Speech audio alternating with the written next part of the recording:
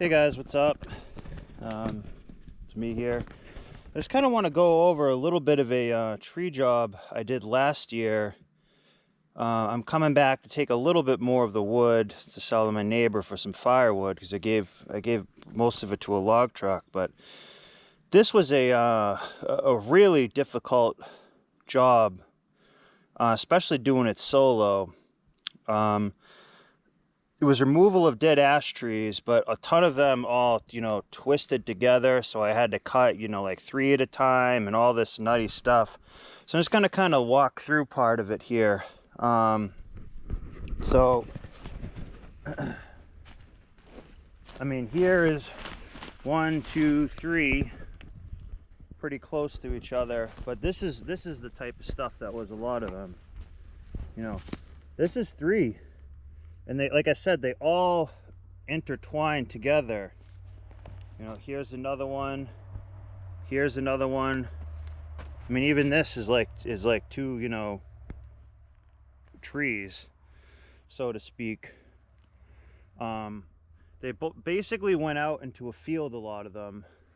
But I was trying to keep, this tree and keep some stuff around. It's kind of for view clearing, but I still wanted keep some greenery. But over here we have a couple more clusters that are like that. This is like 2 trees. That's its own tree, and then that one. So I remember when I cut this one, you have to cut like both of these at the same time, but then you also have to prep these ones to like drop them all at once. And between that and between that, here was another one which I kind of messed the stump up a little bit, but like this is its own tree, this is its own tree, that was its own one. It's not its own tree per se, but it's like its own stalk of a tree. So these are very, very, very, very difficult to do. Very complex, because if you basically kind of have some cut and you missed kind of cutting one, they have a lot of pressure on each other and they can be dangerous. Here was another tree. Some of those were not huge, but I wish at the time I never really did any YouTube stuff, but it really would have made some interesting videos. Take a look in here too.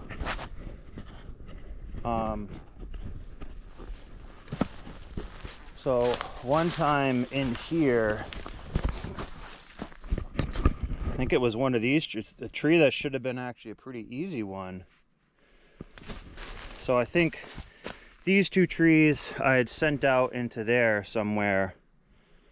I can't exactly remember, but I think it was this one, which should have been one of the easiest trees here. And somehow, I just didn't run away quick enough. I didn't take it serious because I thought it was just a simple tree. And let me see if I can even find the piece. But basically, I was looking up that way, and a piece, probably something like this. It couldn't even have been this piece.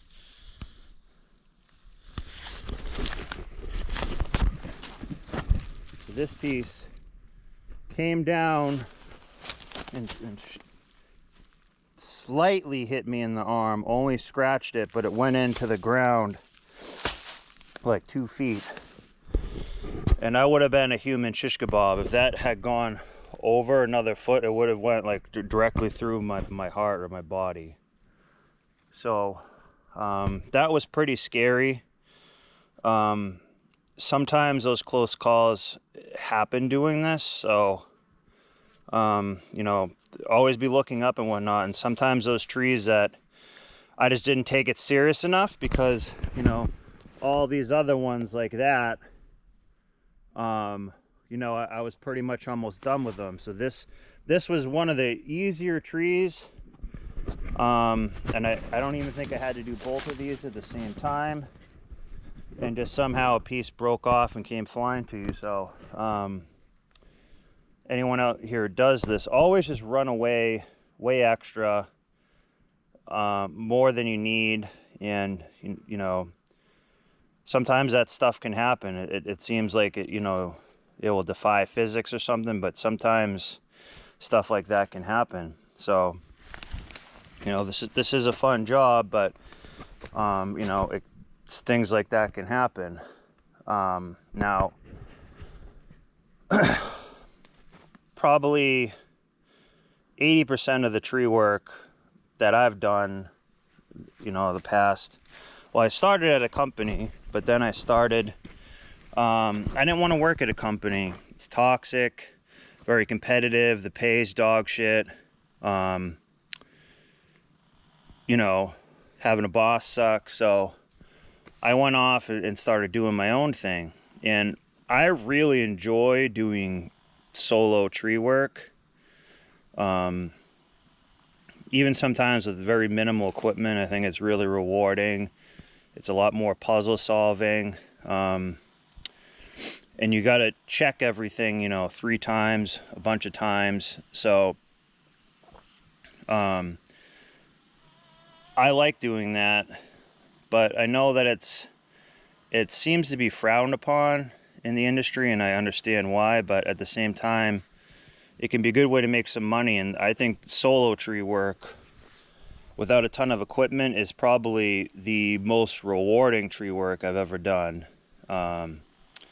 You can't do as crazy jobs as you can do with a team of people. I mean, I do have an employee on the weekends, but you get pretty good at doing things solo. You find different ways of rigging things using pulleys and everything like that. But there are a couple downsides to it. They won't pay you as much. If you come in and make it look easy and you do it just solo and you say, okay, I need $1,000 for the day, they hate that. A lot of people hate that. They want to see all the trucks, all the equipment, multiple people there. They like a little bit of a dog and pony show sometimes. So that's just kind of how it goes.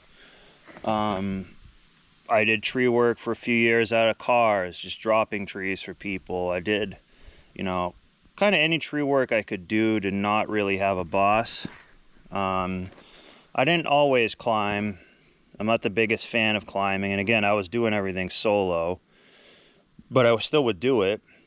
I never really had anything happen. So, but yeah, I just wanted to show part of this tree job that's here. I gave all the logs to someone else, but now I'm coming back to take some of the random pieces and everything now that I have a dump trailer and some other equipment. I mean, it took me a really long time to, you know, get a dump trailer, have this tractor and stuff like that. But to be honest, I really do like doing the jobs where I'm just cutting, and even if I'm dragging the brush and stashing in the woods, I actually really like that the best, to be honest. You know, they don't pay the most for anything, but I just like that the most.